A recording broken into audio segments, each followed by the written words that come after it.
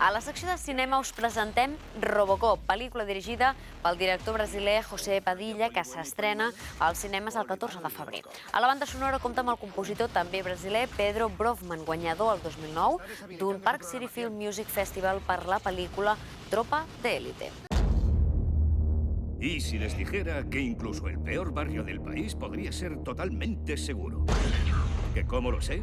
Porque está sucediendo ahora mismo en todos los países del mundo, excepto en este. Es magnífico ver a nuestras máquinas ayudando a promover la paz. Entonces díganme, ¿por qué no podemos utilizar estas máquinas en nuestro país?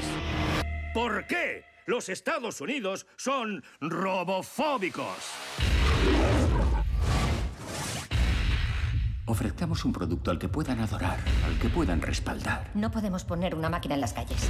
Nada de máquinas. Quieren un producto con conciencia, algo que sepa lo que siente un ser humano. Dale un beso a mamá. Que duermas bien. Muy lento, chaval. Habrá un hombre dentro de la máquina.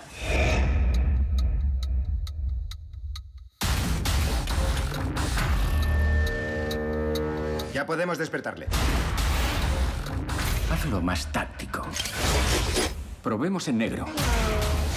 Control de calidad EM208 contra el hombre de hojalata.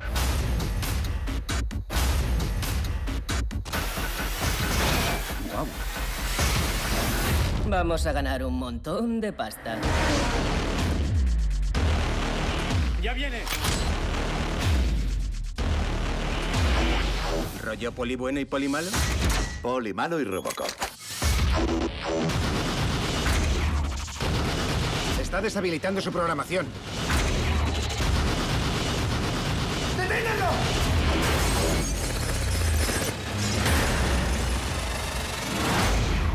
Gracias por su colaboración.